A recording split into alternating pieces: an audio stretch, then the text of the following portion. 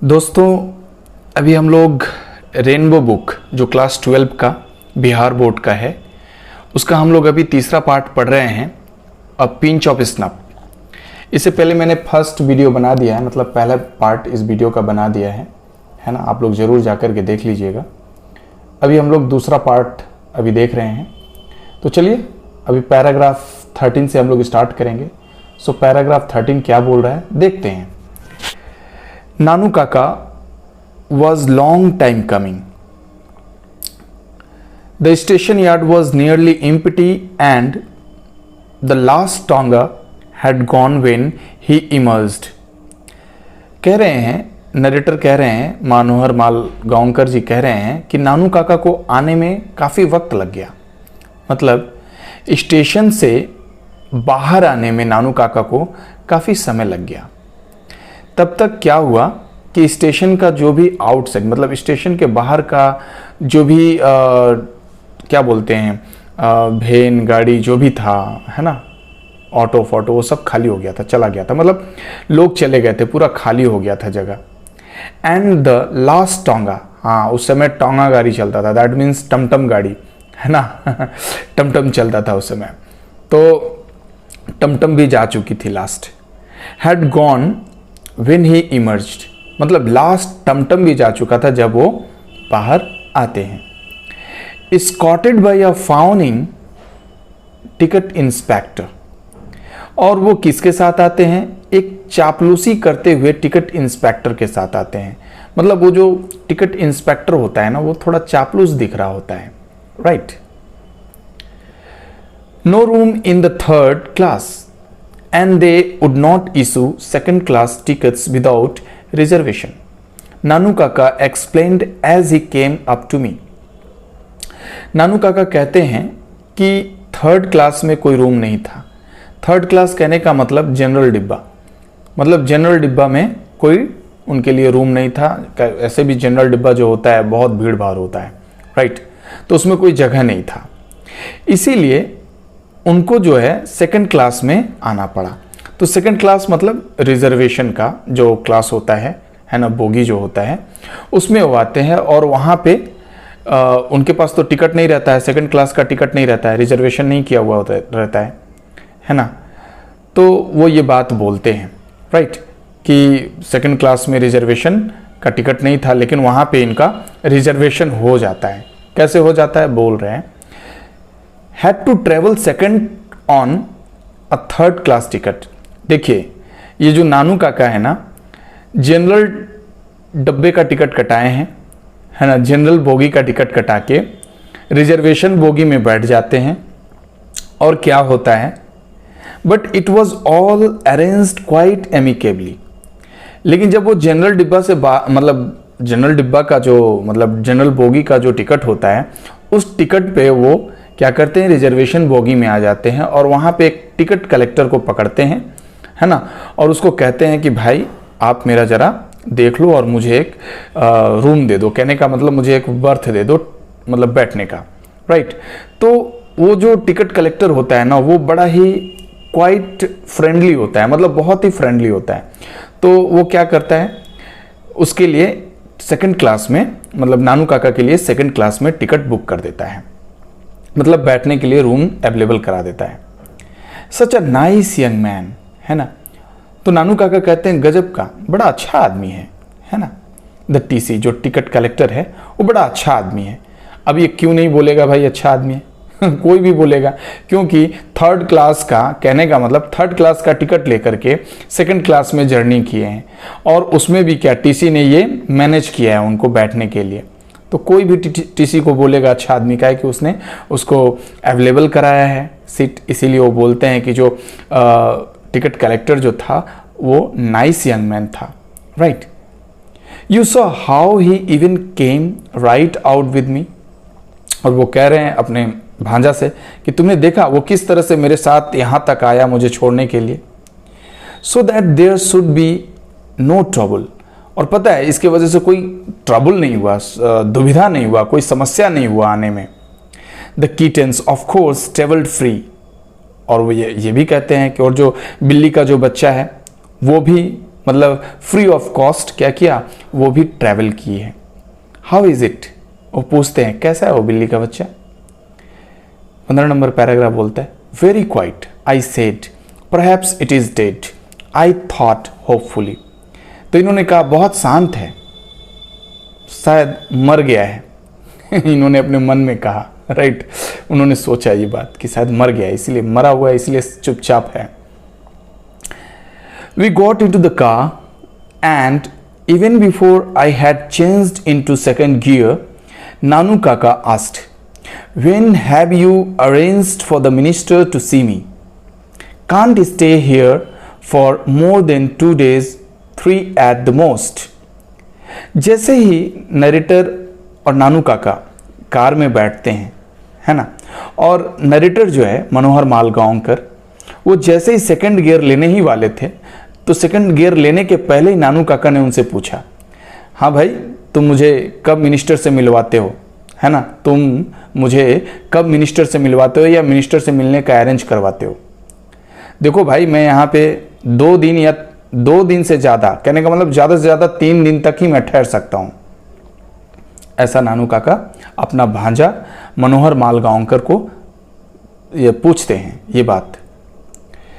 17 number paragraph कहता है it was a time for frankness. अब ये समय था सच बोलने का, साफ सुथरी बात करने का। लुक अंकल, देखो मामा, आई सेड, मैंने कहा, I am merely N under secretary. तो नरेटर ने कहा कि वो एक मात्र अंडर सेक्रेटरी है, मतलब सेक्रेटरी के अंडर काम करने वाले हैं, है ना, ऑन प्रोबेशन, और वो भी ट्रेनिंग पे हैं, अभी ट्रेनिंग पीरियड चल रहा है। And it is more than my job is worth to go asking for interviews with ministers. और ऊपर से ये इनका काम नहीं है, मतलब ये जो है ना बहुत बड़ा काम हो जाएगा इनके लिए। मतलब मिनिस्टर्स से इंटरव्यू कराने की मांग करना अपने सीनियर से, ये बहुत बड़ा टफ काम हो जाएगा इनके लिए। मतलब ये असमर्थ हैं इस काम को करने में, है ना। मनोहर मालगांवकर असमर्थ है, that means he is not able to do this work. वो इस काम को करने में असमर्थ हैं। वो साफ साफ अपने मामा जी को कहते हैं कि देखिए मामा जी, ये हमसे नहीं होगा।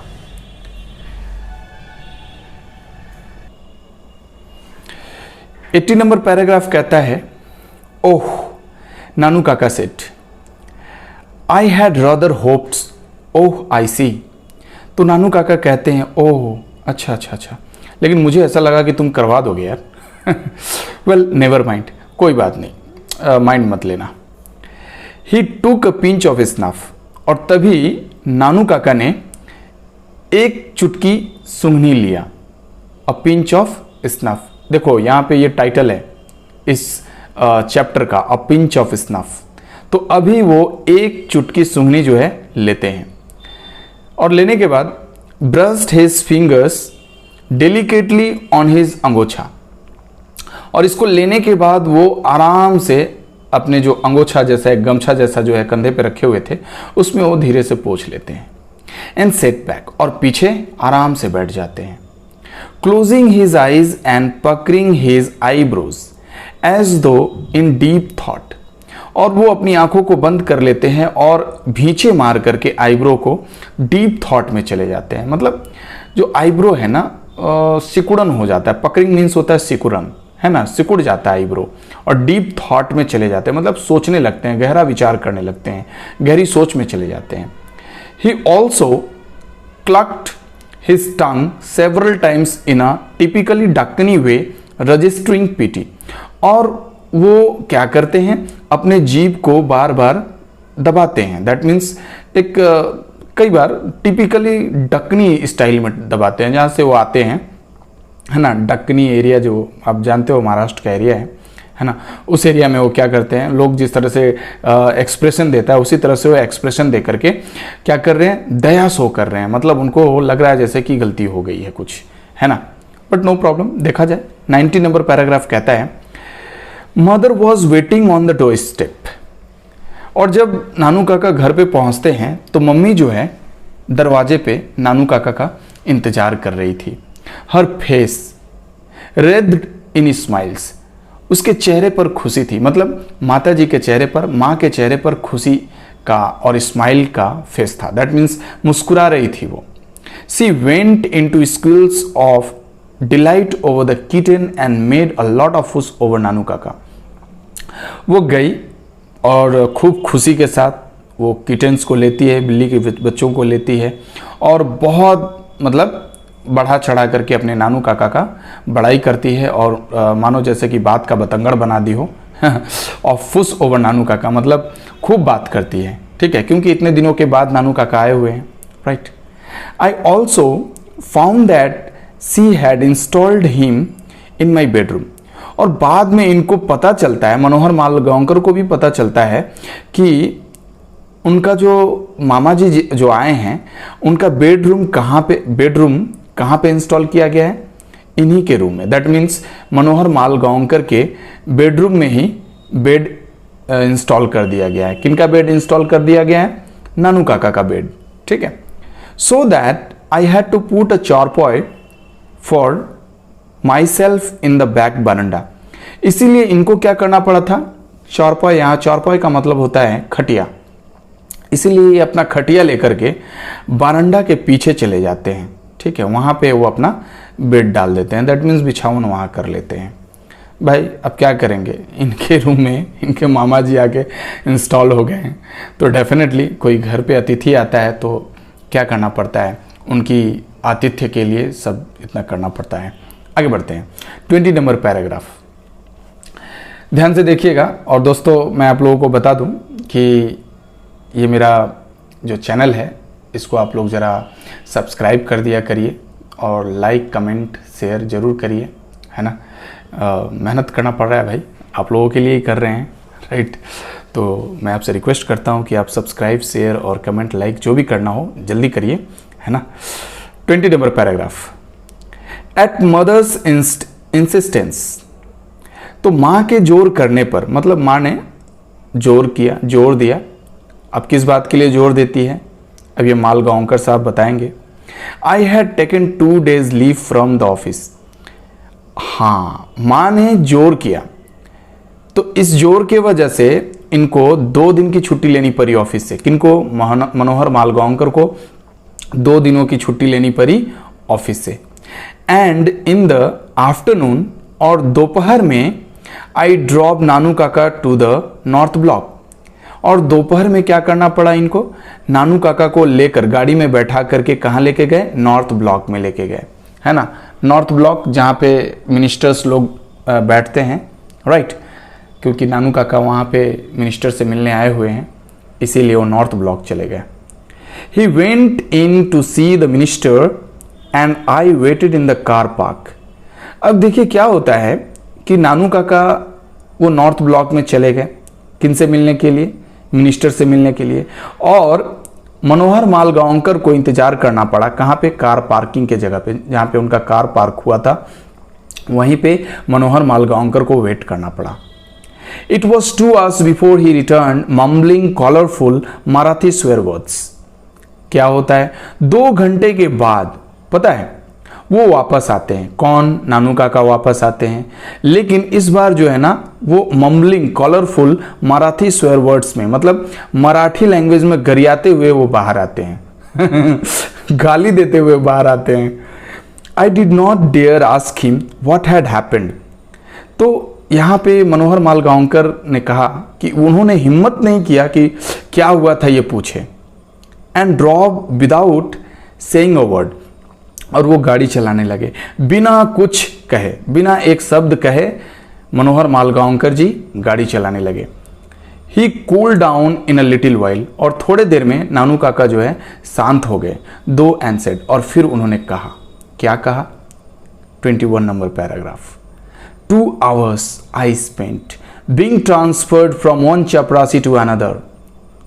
अब जो है 2 घंटा के बाद, है ना, मतलब थोड़ी देर बाद शांत हो जाते हैं, और उसके बाद उन्होंने कहा कि पता है 2 घंटा तक मैंने वहाँ पे अपना टाइम इन्वेस्ट किया, दैट मीन्स स्पेंड किया। 2 घंटा तक उन लोगों ने क्या किया? मेरे को, मुझे एक चपरासी थे दूसरे चपरासी के पास भेजते रहे। ट्रैम्पिंग थ्रू द कॉरिडोर्स, मतलब छोटे सकरे गलियारों में क्या करना पड़ा? ट्रैम्पिंग करना पड़ा, चलना पड़ा 2 घंटे तक एक चपरासी से दूसरे चपरासी तक। एंड इन द एंड, और अंत में succeeded in getting a deputy secretary to give me an appointment, है ना।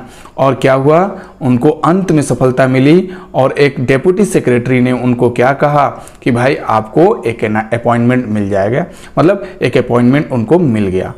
3 days फ्रॉम नाउ, आज से 3 दिनों के बाद वो मिनिस्टर से मिल पाएंगे, ये अपॉइंटमेंट मिला। सेमफुल, शर्मनाक बात है, कंप्लीट शर्मनाक बात है भाई। And there was another series of Marathi expletives. अब ये एक्सप्लेटिव्स मीन्स क्या होता है, गाली गलौज, अपशब्द, ठीक है। मतलब फिर उसके बाद वो दूसरा सीरीज जो है मराठी लैंग्वेज में जो है वो गाली देना शुरू करते हैं, ठीक है। क्यों गाली दे रहे हैं, क्योंकि वहाँ पे उनको 2 घंटे तक एक चपरासी से दूसरे चपरासी तक मतलब दौड़ना पड़ा था, है ना। और 2 घंटे के बाद उनको क्या मिलता है, वो भी अपॉइंटमेंट मिलता है। कितने दिनों के लिए, 3 दिनों के बाद उनको मिलने का अपॉइंटमेंट मिलता है। और वो कहते हैं कि भाई ये शर्मफुल है, मतलब सैमफुल है, मतलब ये शर्म की बात है कि मुझे 3 दिनों तक यहाँ पे रुकना पड़ेगा और वो भी मिनिस्टर से मिलने के लिए। In a linguistic emergency by my uncle always turn to his mother tongue. और यहाँ पे बताया गया है कि मनोहर मालगांवकर कहते हैं कि जब भी कभी लिंग्विस्टिक इमरजेंसी आती है, कहने का मतलब जब भी कोई कष्ट होता है आदमी को तो अपने भाषा में ही कुछ कहता है। उसी तरह से इनके मामा जी जो हैं अपने भाषा में ज़्यादातर समय कुछ न कुछ कहा करते थे, वो शायद गाली हो या कुछ प्रॉब्लम हो। तो दोस्तों यहीं तक, आशा है कि आप लोगों को समझ में आया होगा। नहीं समझ में आया होगा रिपीट मार के देखिए।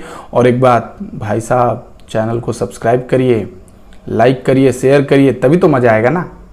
आप लोगों को ऐसे ही केवल ये सब मिलेगा तो अच्छा लगेगा क्या, ठीक है। थोड़ा मेहनत कर रहे हैं भाई, आप लोग भी थोड़ा मेहनत करिए, सब्सक्राइब बटन दबा दीजिए और बेल आइकॉन जरूर दबाइए, ताकि मेरा जितना भी वीडियो बनेगा फर्स्ट नोटिफिकेशन आप ही के यहाँ जाएगा। तब तक के लिए धन्यवाद, thank you, bye bye, take care.